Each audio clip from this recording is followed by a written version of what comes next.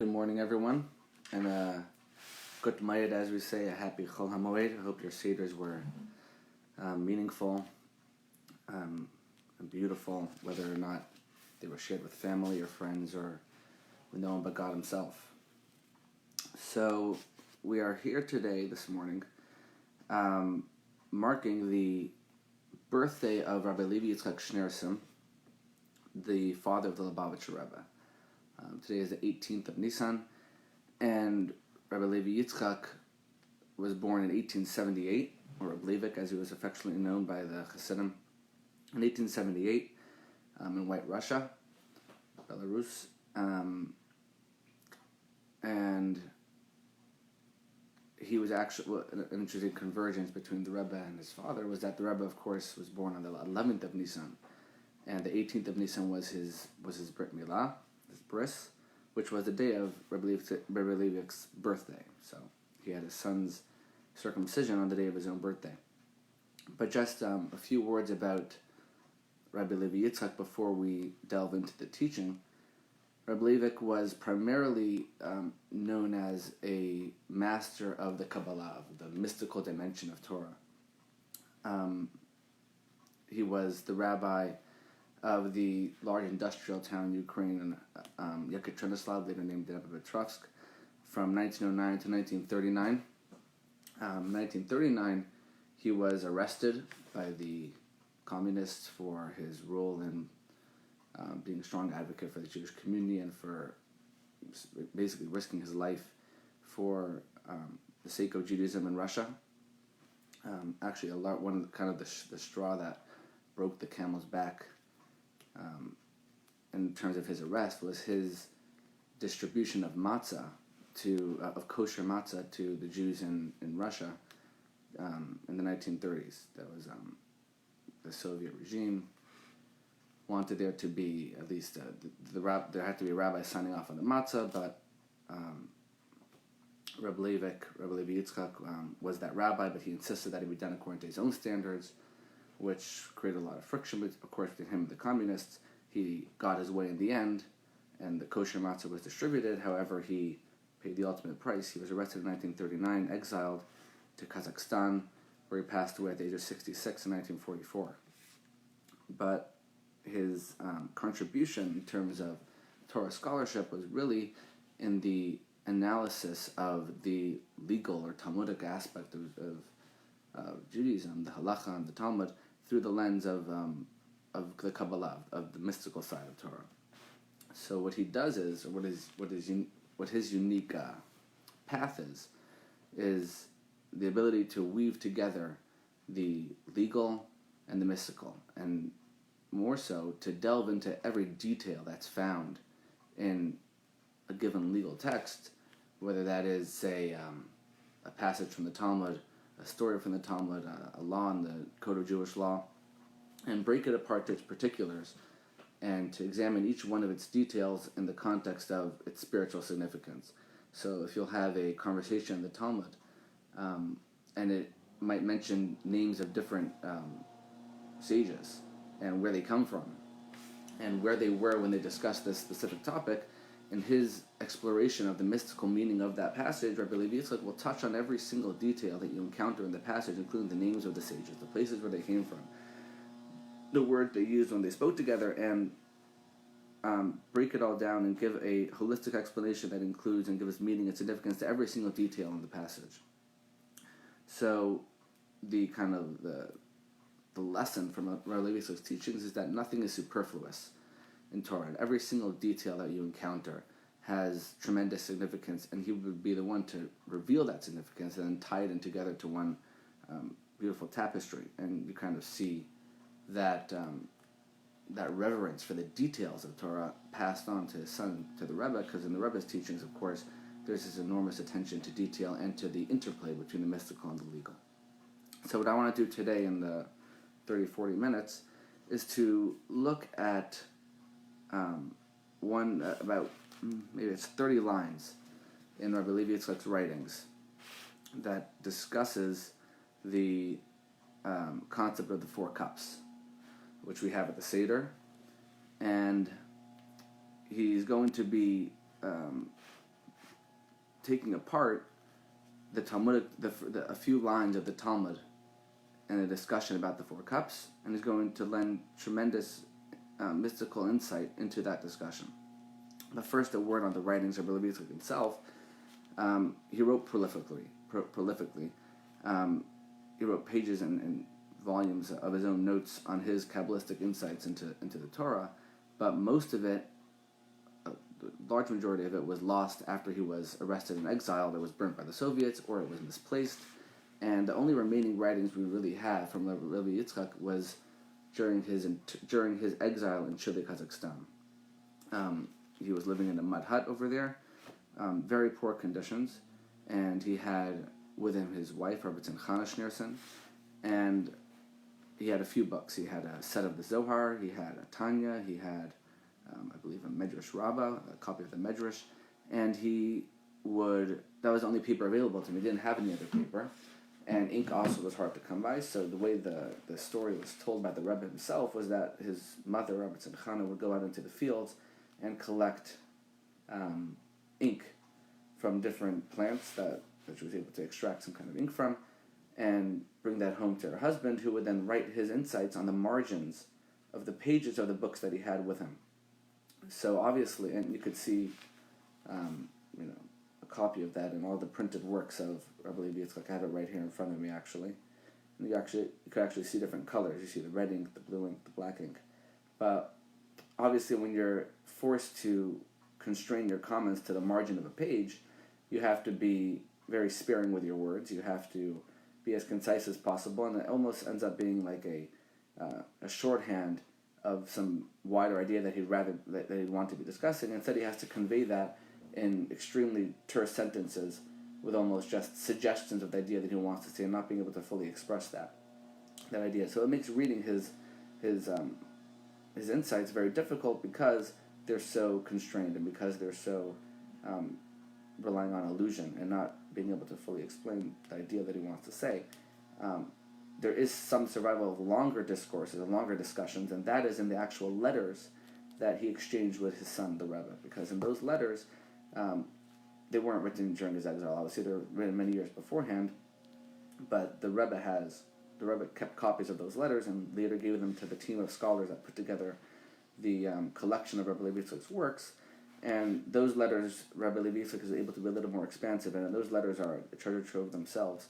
And in the letters that Reb Levik writes to his son, he will start off with a regular filial greeting of a father to a child, wishing him blessings for the upcoming holiday, but then delve into a deep discussion of the Kabbalistic meaning of a certain practice or ritual of the holiday.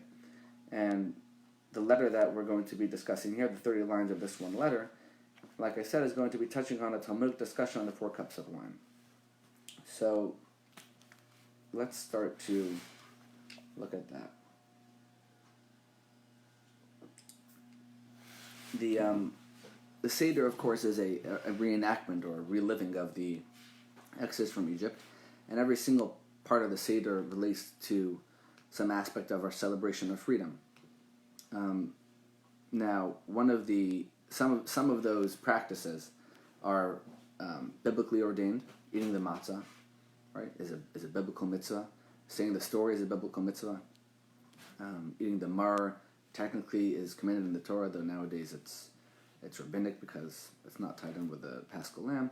But other practices are entirely rabbinic, of rabbinic origin. They're not mandated by the Torah. For example, the 4 cups of wine that we drink at the Seder is not an actual biblical mitzvah. It doesn't say in the Torah's recounting of the Exodus that you should drink 4 cups of wine. That is the Talmud's own innovation, the rabbis innovating this idea of drinking 4 cups of wine at the Seder to commemorate the idea of freedom. And the way that expresses freedom is in different ways, but the most common symbolism that's given is that there are 4 expressions of redemption that are mentioned in the Torah, and to correspond to those 4 lessons, those 4 expressions of God's redemption, we drink 4 cups of wine. Wine, of course, being the symbol of the free person, the luxury of the free person to indulge in wine. So the Talmud, in discussing this enactment of the 4 cups of wine, has a fascinating question that evokes a very esoteric concept of meal etiquette. And the Talmud offers three different answers from three different rabbis, three different Amoraim, Talmudic sages. And that's the whole piece of the Talmud that we're going to be discussing. Rabbi Levi Yitzchak, in his writing, in just a few lines, breaks down what the question really is. Breaks down what the question truly is, in a mystical sense, and then offers a kabalistic answer, or offers how each sage of the Talmud is offering a different type of answer based on their own spiritual identity. So he's basically going to deconstruct the question into three separate questions, in a mystical sense, and then show how each one of the sages offering the answer is offering an answer from his own perspective. So let's begin with the Talmud itself. The Talmud opens its discussion of the 4 cups of wine by challenging the very enactment itself. The Talmud says as follows: there are a host of bodily activities and meal etiquette that are censured by the Talmud and by the rabbis because of a concern that they might invite danger from certain preternatural forces. For example, one of these practices is known as the eating and consumption of pears, zugot in Hebrew, which means a pear, which means that during mealtime it is forbidden to consume even amounts of identical foods or beverages. So you cannot have 2 cups of wine by a meal, because that's a pear. You should rather have 3 cups of wine. In other words, break it up, make it uneven. That's the enactment of Pears. Do not consume even amounts of food or drink by mealtime, because that will invite some other force from beyond this world that will inflict harm on the person consuming that double beverage or double food. Now that seems extremely, I guess, esoteric and maybe that might seem to baffle the modern reader of the Talmud. Why would we be concerned that my eating of a pear would invite some demonic creature to interfere with my life? But the deeper idea of the prohibition of pears is going to be touched on in just a few moments. So the question of the Talmud is: if drinking a pear is forbidden, then how can the rabbis themselves institute the practice of drinking 4 cups of wine at the Seder when that's a pair? 4 is an even number. It's 2 pairs of 2. And so how can the Talmud, how can the sages enact a practice that violates the prohibition of drinking pears? That's the question of the Talmud, just as the beginning, as it opens up its discussion of the 4 cups of wine. And the Talmud offers 3 solutions, 3 answers, each given by a different rabbi, a different Talmudic sage, and the answers are as follows. The first answer is offered by Rav Nachman. Rav Nachman answers as follows. He says that the danger that is normally created by pears is disregarded on the night of Passover, because there is an extra element of divine protection on the night of Passover, as evidenced by the verse that says in Exodus, in describing the mitzvah of keeping Passover, it says, "It is a night of anticipation for the Lord to take them out of the land of Egypt. This night is the Lord's, guarding all the children of Israel throughout their generations." So it says this night belongs to God, and He guards all the children of Israel throughout their generations. Obviously, in the very first Passover, what was the element of protection and guarding that the Jews experienced from what element of God's protection the Jews experienced? They experienced protection from the plague. Every single house in Egypt was stricken with the plague of the firstborn, but the Jewish homes were protected and guarded by God Himself. And so that sets a precedent, the verse says, that on the night of Passover, throughout all the generations, the night of Passover provides an extra element of divine protection for the Jewish people that they normally don't experience.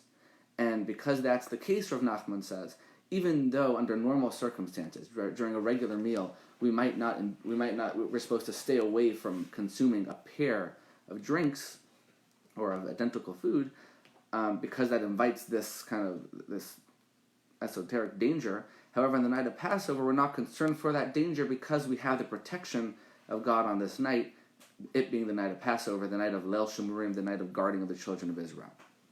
That's the answer offered by Rav Nachman. The second answer is offered by a sage named Rava, And his answer is a little more complicated. He says that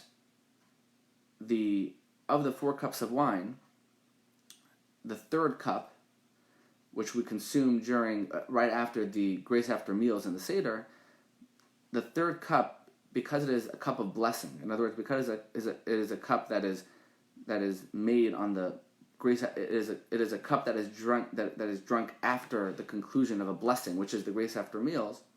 So that cup has the power to yield positive influence, and therefore to break up and disband the pair of the first 2. So what he says is that you might think that there are 4 cups here, and therefore there's 2 sets of 2, and that would be forbidden. That's not the case, because the third cup is a cup of kindness, a cup of blessing, and being that it's a cup of blessing, it can only combine for good and not for bad. That's the language he uses. The third cup, being a cup of blessing, can combine for good and not for evil, meaning that the third cup, because it is recited over a blessing, has the positive power to break apart the first 2 cups and say that the third cup is a cup of blessing and therefore neutralizes the threat of the first 2, and it doesn't combine with the 4th cup to create a pair between themselves, because it could only have a positive influence. It cannot have a negative influence. In other words, again, under normal circumstances, a pair of 4 cups of wine would be suspect and forbidden because it is the prohibition of pairs. However, on the third cup of the night of Passover is a cup of blessing, and that has the power to disband the pair that it constitutes with the 4th cup and the pair that it constitutes with the 2nd cup, and therefore that neutralizes the threat because it's a cup of blessing. And the final answer is offered by Ravina, a sage called Ravina, and he says as follows. He says that the cups of wine that we drink on the Seder night are meant to symbolize freedom. Right? That's the whole reason for the institution. We want to imitate and relive the experience of the free person. Now, how does the free person drink? Ravina says the free person drinks languidly, at their own pace. They don't wolf down 4 cups of wine in quick succession. They drink with intervals. To drink quickly is not the manner of the free person. That's the person who's being rushed, who's driven by some external force. When you're at your own leisure, you drink slowly throughout the meal.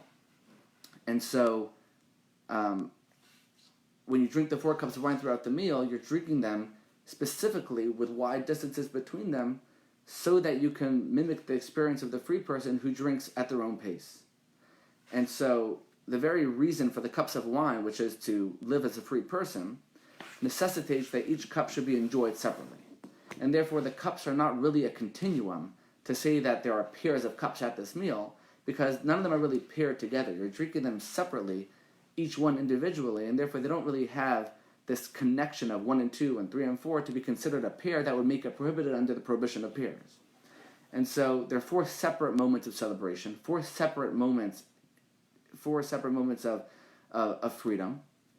And so that element of the cups does not allow them to be considered to be joined together to be a pair, which would be forbidden by the rabbinic prohibition of pairs. So we have a question. We have a strange question. Why are we allowed to consume 4 cups of wine on the Seder night when 4 cups of wine is prohibited by the sages under the idea of pairs, of not eating or drinking pairs of beverages or foods at mealtime? And we have 3 answers from 3 different sages. Rav Nachman says that there's divine protection on this night. Rava says that the 3rd cup is a cup of blessing, of kindness, and therefore disbands the threat of the pairs that we're experiencing. And Ravina says that there are not pairs at all. There's no pairs happening at this meal because each cup is enjoyed separately. Each cup is not conjoined to the one before it or after it. So this brings us, that's the end of the Talmudic discussion. Now I want to share with you Rabbi Levi Yitzchak's interpretation of this Talmudic discussion. So it begins as follows. What exactly is going on here? What is this prohibition of pairs? Why would we be superstitious, seemingly, to the point to say that don't consume 2 cups of wine or 4 cups of wine during your meal because it invites danger from some demonic forces? What is actually happening? And so Rabbi Levi Yitzchak refers to a kabalistic text written by Rabbi Bachya, who was a 13th century Spanish sage, and I'm just pulling up the text here. And he wrote a book called Shulchan Shal Arba, which means the table of four, and in it he goes through all the different practices that the Talmud writes about meal times and gives their deeper significance. So in his discussion about this idea of Pears, Reb Levik says as follows. He says, what is the reason why the sages warned us to stay away from consuming pears? Again, P-A-I-R, not P-E-A-R. So pears, couplings, or a double measure of something at a meal. Reb Levik says as follows. He says, another reason to distance oneself from two is that they are separated from the power of one, for pears come from the power of twos. In order to fix one's heart on unity and distance oneself from dualistic faith, they prohibited pears even for things eaten and drunk, for it is appropriate for natural matters to be a sign and symbol of appropriate practices and beliefs. In other words, he says as follows. The cardinal principle of Judaism is obviously the monotheistic principle, the idea that there is only one God, only one existence in all of creation. And the idea of pears, or the idea of an even number of 2 and 4 and so on, is that it represents the opposition to unity, the opposition to oneness. So any kind of physical practice which elicits that idea of a dualistic faith or the acknowledgement of some other existence outside of the oneness of God is censored by the sages, because they wanted to keep the person away from any activities that would represent or symbolize the duality of the world as opposed to the unity of God's oneness in the world. So Reb Levik continues to say that you see this in the story of creation. You have day 1, and God says it was good. And then famously on day 2, God does not say, when God created the skies, he doesn't say that it was good. There's no mention of, and that day was good. And the sages say, why is it that on the second day God did not call creation to be positive and good? Because on the second day, division and argument was created. In other words, when you only have one, you have the representation of the all-encompassing unity of God. When you have the introduction of a second factor of 2, that's already a split in the unity of God. It's a separate entity that's diametrically opposed to God, and therefore it's the introduction of an other creation, of something else outside of God, that is able to challenge his existence, challenge the oneness of God, and lay claim to its own autonomy. So on day 2, God does not say it was good, because on day 2 the possibility for division and otherness was created. And that's why in Hebrew the number 2, sheni, is actually related to the word for shinoi, which means a change. In other words, God, of course, experiences no change and no alteration. And to say so would be to impinge on the oneness of God, the unity of God. Yet, the existence of something second, of the number 2, of something outside of God, implies a change, a shinoi, an alteration in the oneness of God. Well, that's at least how it seems. And so, to combat the idea of dualism, which of course is much more prevalent in the times of the Talmud, the sages prohibited the consumption of even numbers of food and drink, because that would call to mind, or perhaps there were some other people that had the practice of specifically eating pairs of food to represent the dualistic powers in the universe, which they acknowledged. And to combat that, the sages said we cannot consume an even amount of beverages or foods, because that gives credence to those that say there are an even number of forces in the world, when in reality there's only one, there's only God.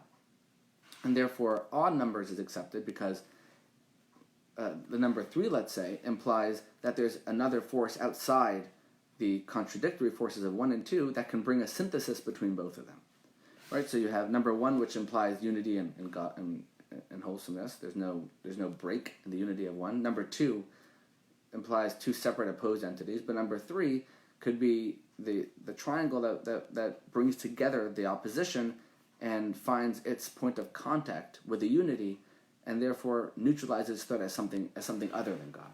So the unity of God is compromised, so to speak, by the emergence of 2, but the other, the 2, is again is gathered in again to the unity of God when there's the introduction of the odd number of 3 because the odd number is able to take the opposition of 1 and 2 and bring them together within one number. And so that's why you actually find that the Torah is associated with the number 3.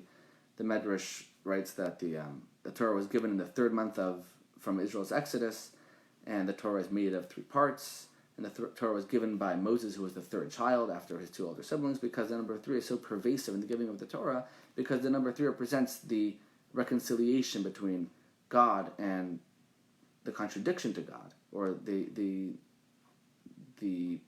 ability for some existence to claim to be other than God. Number 3 represents that ability to bring them together and to neutralize the opposition of the opposite of God. And that's what the number of 3 is tied in with the giving of the Torah. But that basically is the spiritual idea behind the prohibition of eating or drinking something in even numbers, in pairs. So, what does that mean for the question of the Talmud? What does the question of the Talmud mean, and what are the answers that we offer? And so, Rabbi Levi Yitzchak says as follows: the question of the Talmud is understood to be like this: why are the sages not concerned for the symbolism of Pears, the opposition to God's oneness, on the Seder night? Why are we not concerned that creation should consider itself as something separate from God on this night specifically? So throughout the year, we don't drink Pears because that would invite the suspicion that we consider there to be a dualistic power in the universe. On the Seder night, however, we're obviously not concerned for that. The question is why. But the question really, in a kabalistic sense, is broken into 3 questions. And Rabbi Levi explains as follows: in the opposition what is the opposition to God? What kind of dualism are we talking about? The very emergence of a created entity, of a world, which has the ability to deny God himself and lay claim to autonomy, that itself, the emergence of this world, is the source of the idea of dualism. In other words, the world itself is the biggest challenge to God's existence, because it seems to be running autonomously. It seems to be running to its own internal, natural law, and the laws of physics and economics and psychology are what run the world as it is, and how societies function and how human beings function. The hand of the unity of God is not apparent in the world. The world is something separate. But the otherness of creation, the challenge that the world poses to God's unity, actually evolves in stages. And those stages are in the creative process that God brings the world into being. So the Kabbalah talks about, and Hasidic teachings talk at length about, the creative process as it exists in human beings being a mirror of God's creative process. And so if we look at the creative process of humanity, you could trace it back to God's creative process and see how God's creation of the world takes place in stages. And in each progressive stage, the world gains more prominence and more autonomy, and therefore more of a challenge to God's unity. So, what is the creative process generally? It could be divided, or the way that Kabbalah divides it is 4, but really for our concern, 3 stages. There is the conception of an idea, the cognitive aspect of creation. There is the emotive or the emotional aspect of creation, and then there's the actual implementation of an idea. So what do we mean? Someone is embarking on a creative endeavor, and they begin with a spark of creativity, and they have an idea of what it is they want to create. At that stage of creation, when the idea exists in the mind, it has no, it doesn't have the full otherness or separateness of the creation that eventually is going to become, because it's internal, it's totally identified with how you want it to look. It has no identity on its own. Its whole existence is contingent on your imagining it into existence. So when you have an idea, you have all the ownership over it. No one gets to say how to interpret it. No one else has a right to ask you questions about it, or to lay their own perspective on your creation. It's all existing in your own mind. No one else even knows about it. It's totally one with yourself. Let's say you continue the process of creation, you start to become emotionally involved. You start to add robustness to the idea, emotional detail, which basically means thinking, how are others going to perceive this? How is someone else going to look at this creation, and what do I need to implement in its creation to satisfy the other that's going to be receiving it? So the creation starts to take on more of an autonomy, because you start to think about what it's going to look like when I put it out into the world. What's it going to look like when I have to take it from the abstract and actually make it work in the real world? That's the emotional aspect of it, because emotions are all about considering what other people think or feel about something. How is someone else going to react to this? And so my emotion becomes invested in the creation when I start to think about how it's going to look to someone else. And then I have the actual creation of it, the implementation, which is taking my designs from my imagination and my emotional robustness and putting it onto brick and mortar, actually putting it out into the world, and then I lose all control of it, right? Once I publish the book, once I put out the painting, then everyone else has the right to look at it and to give their own judgments on it, take their own interpretation of it, and the creation itself has a life of its own, you might say, right? It takes on a life of its own. It's no longer in your own purview.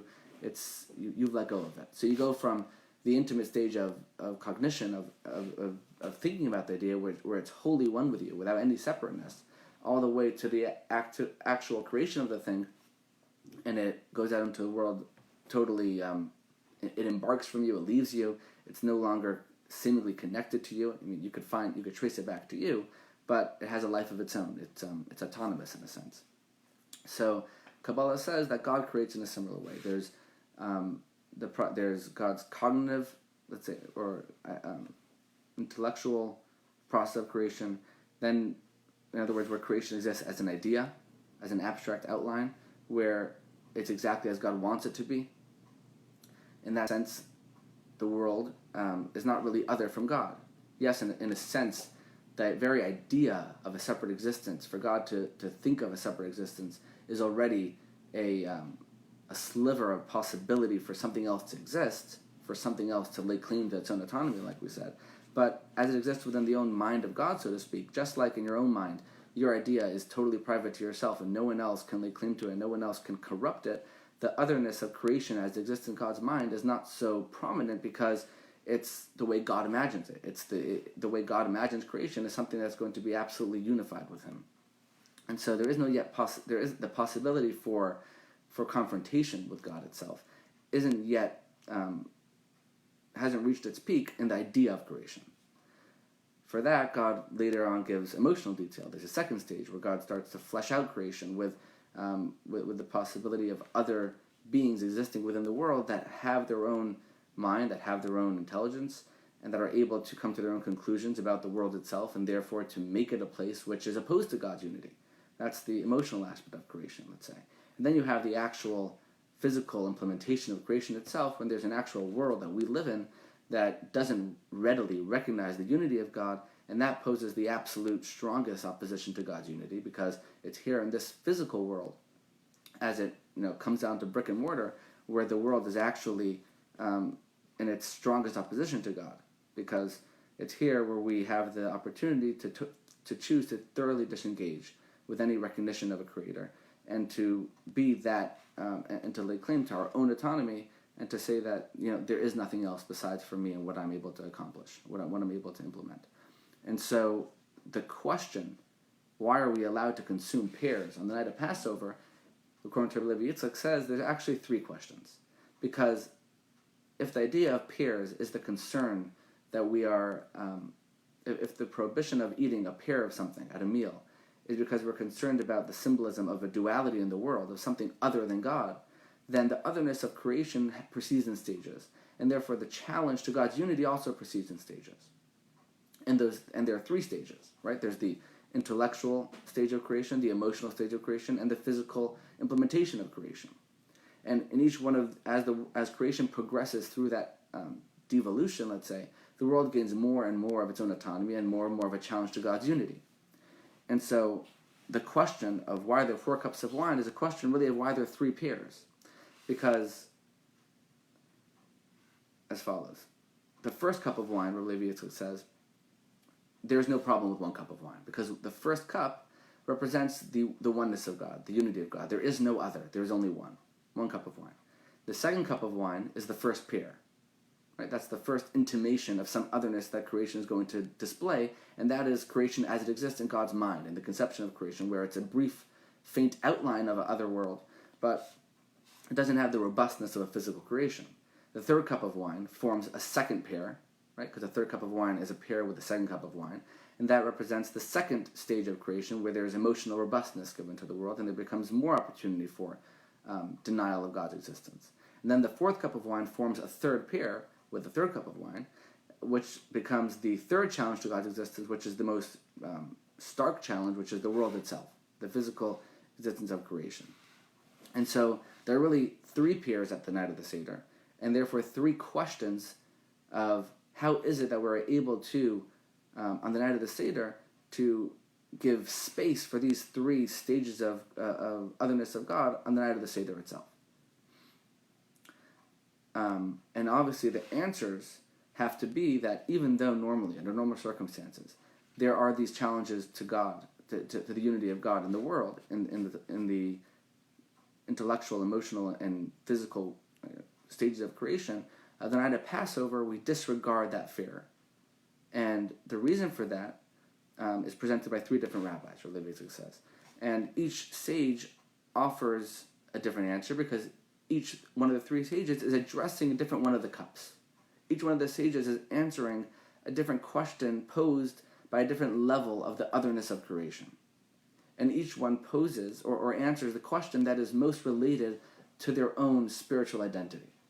So Rabbi Levi Yitzchak is going to look at each one of the answers, each one of the sages, and explain how each sage kind of takes on the challenge that is most relevant to his own life, and explains how that aspect of creation, at least on this night of Passover, doesn't present a challenge to the unity of God.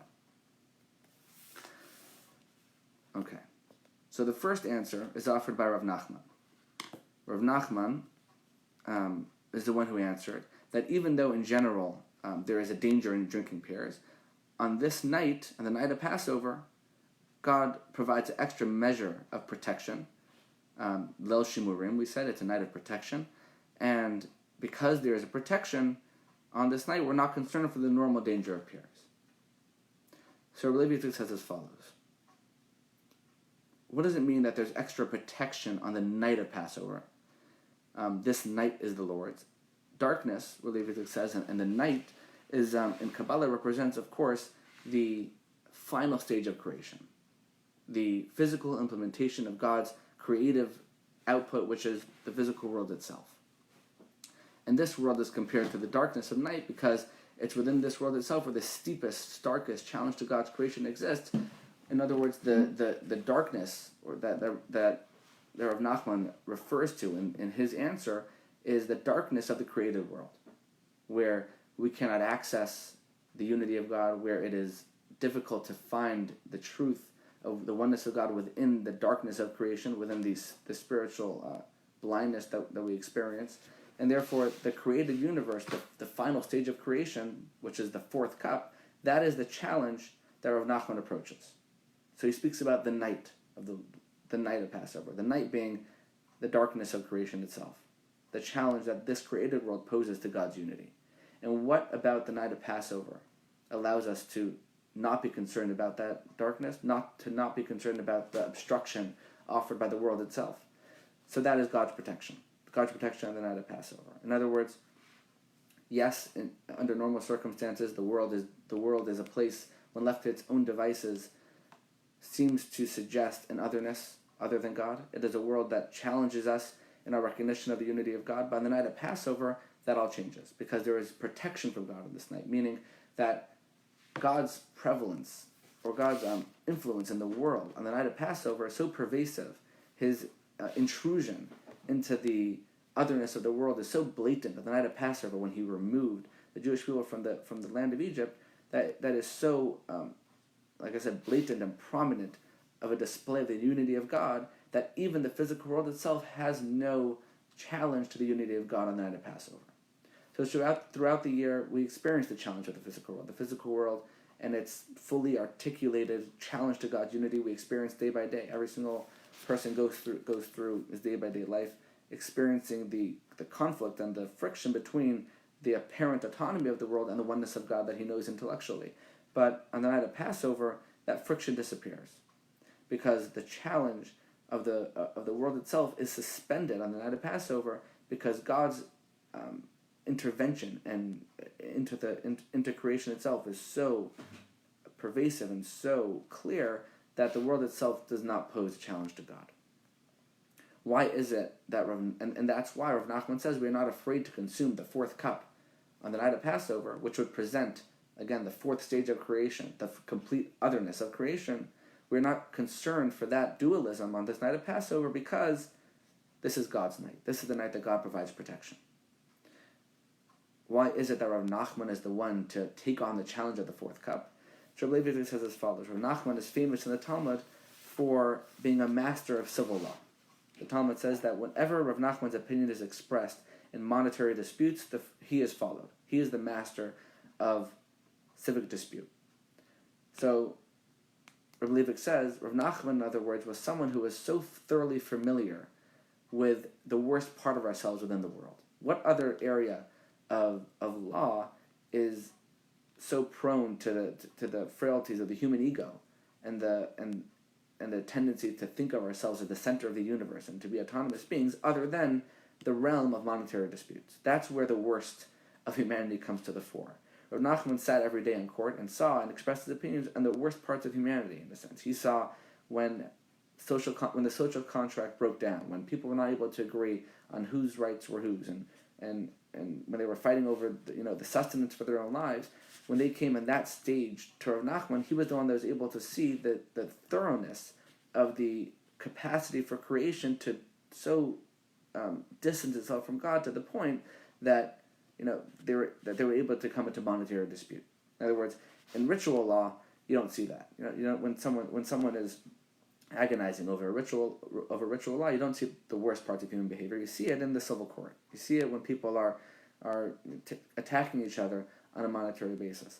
And so Rav Nachman, who was privileged, you would say, to see the worst parts of the world, or the darkest parts of the world, like we said, was most familiar with the challenge of the fourth cup, the cup that represents creation itself, the absolute separation of creation from God, and therefore he was the one that was able to say, I understand this challenge. I understand what the world poses to God. I understand how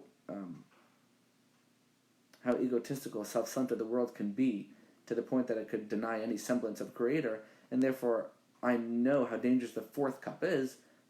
Nevertheless, I can say that on this night of Passover, there's no concern for that. There's no concern for the otherness of creation because God is so pervasive on this night. Due to time constraints, I'm going to skip the second answer of Rava and go to the third answer. The third answer was provided by Ravina. Ravina said, why is it that we're allowed to consume pears on the night of Passover? He said, because there isn't actually pears on this night. Because the way you're supposed to enjoy the wine is as a matter of a free person. A free person enjoys wine leisurely, doesn't drink it hurriedly, doesn't guzzle it down. And so because the way we're supposed to enjoy the wine on the night of Passover is to enjoy it leisurely, so there's no connection between the cups to be considered a pair. There's no combination of cup 1 and 2, 2 and 3, 3 and 4, because each cup is so distant from the other cup that they cannot be seen as connected to form a pair. So the reason, again, in the words of Ravina, is that the reason the sages instituted the practice of 4 cups is to commemorate freedom, and because of that, the way we enjoy the cups is to have them separately, and therefore there are no pairs on this night. There's only oneness. There's only 4 separate cups, not any combination of cups. So what is he saying? What's the deeper answer that Ravina is giving? So Rabbi Levi says as follows. Ravina is addressing the first pair of cups, basically the second cup of wine on the Seder night, which forms the first pair. And the first pair, of course, is the first challenge to God's unity, which is creation as it exists within God's conception of creation. So we said that, in a sense, it is the weakest challenge to God's otherness because it's the idea as it exists within God's own mind, and therefore it doesn't have the autonomy of an idea as it exists in the world. It's only within God's own idea of how creation should be, and therefore the otherness is not there completely as it is within the physical world. However, in a sense, it's the first pair, the second cup, being the world as it exists within God's intelligence. That is the first step to creation, and because it's the first, that's where the novelty of otherness is introduced, you might say, because before the idea of creation comes, there's nothing. There's only God. But the very idea of God initiating the process of creation, even in the far reaches of his own intelligence, his own creativity, that itself gives the possibility for otherness to emerge. So everything from then on is a snowball effect. From once God has the idea and God invested with emotional acuity and then it emerged into the physical world, that's all kind of the end of the process. But the very beginning, from the very first step from nothingness, from no otherness from God, to the idea and the conception of something other than himself, being a world that might assume itself to be autonomous, that is the greatest challenge to God's unity in a sense, because that's where the first step to otherness begins. And so, and that is where creation emerges within the mind. And so Ravina says, or Rabbi Levi Yitzchak explains, that the otherness of creation, this challenge to God's unity, is expressed in the world within the realm of the intellect. In other words, if Rav Nachman was addressing the fourth cup of wine, the physical aspect of the world, he saw that aspect of otherness in the world. He saw that challenge to God's unity within the physical realm, within the disputes of people about possessions, about monetary disputes. So within our own lives, our own fullest rejection, let's say, of God is the ability to fully centralize the ego in a monetary dispute. So when one person fights another person over in civil court, in a sense, someone is abrogating someone else's trust. Someone is lying. Someone is acting selfishly, and that in that selfishness is the ultimate rejection of the unity of God, because it lays claim to the self as the absolute power. But in the first reaches of otherness, what within the human world, what within our experience is the beginning of otherness? The mind itself, Ravina says. The capacity for the human being to be a creative thinker. The ability that we have of consciousness. Consciousness is itself, human consciousness, is the first step over the threshold to otherness. Our ability to think independently and come to the conclusion that God is not involved in the world, or that the world is autonomous and doesn't need God's involvement, or that there is no God at all, that all begins and ends with the mind itself. So it might be fully expressed with in physical activity. It might be that the conclusion of otherness, that we are other from God, that we are separate, might be fully expressed in the civil court, let's say, where we disregard the divine providence and God's involvement in the world and say that I have to look out for myself without concern for any other person. So in the civil court, in Rav Nachman's court, you might say that the world has reached its full otherness from God. But the beginning of that is in the mind, and the ability of the human being to think separately from God and to come to its own conclusion that this world is other than God. So the first challenge posed to God's unity is the world of the mind, the world as it exists within God's mind, where the first otherness of creation is introduced. And in our world, that is the world of intelligence, the world of our mind, where we have that first ability to think other than God. And that's because the mind is the freest part of ourselves. We could choose to think about whatever we want. And so that's the challenge to God's unity that Ravina takes up. Why does Ravina take up this challenge? Because Ravina, or the word Ravina itself, Reb Levik says, is related to the word for bina, which means understanding, intellectual understanding. And Ravina was actually one of two sages, Ravina and Rav Ashi, who were the redactors of the Talmud itself. So kind of the entire corpus of Jewish scholarship owes its order to Ravina. He is the master Talmudist. You would say the Talmud's Talmudist, the redactor of the Talmud itself. His name itself alludes to the world of intelligence, and therefore he is someone who most understood the threat of the intellect, the threat of intelligence to God's unity. What answer can Ravina offer to our world to say that even though, under normal circumstances, the mind itself is the greatest challenge to God, however, on the night of Passover, we don't have to be concerned with that challenge? He answers as follows. His answer again was that the cups were instituted as a commemoration of freedom. And therefore there are no pears on this night because we drink them separately to commemorate freedom. Which means as follows. Wine, Ravina says, is associated with the intellect and associated with freedom. Wine is the drink of the free person, and wine is also symbolic of intelligence because it has that same intoxicating effect. The Kabbalah compares wine, wine's taste and wine's aroma to the intoxicating satisfaction that the intellect brings. And so wine is synonymous with intellect, and wine is also synonymous with freedom. So the mind is absolutely free. And the wine of the night of the Seder is representing that freedom. And Ravina says as follows: because wine represents because the mind is the freest part of ourselves, it is both its biggest strength and its largest weakness. In other words, because the mind has the ability to fathom the world as being autonomous from God, it is the greatest threat to God's unity. It's the first beginning of the inception of something other than God. It's within the mind of the human being that can come to the conclusion to say, there is no judge, there is no God, and this world is fated to run to its own conclusion. But because the mind is so free, and because the mind can come to any conclusion it wants, it also has the capacity to turn it around and come to the conclusion that there is a God. The mind has the ability to both reject God, but also to assimilate the conception of God within the world. If anything is going to bring God within the world itself, that if anything is going to bring the unity of God within the otherness of creation, and within the civil court, let's say, within Rav Nachman's civil court, who is going to bring the idea of the oneness of God, to dispel the ego that is prevalent in the civil court? That is the mind itself. It is the mind that is going to fathom the oneness of God and come to the conclusion that God is one with the world, that is inseparable from the world, that there is nothing else other than God. And the mind is going to be the one that's going to bring that freedom. The freedom of the mind is what gives it the ability to reintroduce the unity of God to the world itself.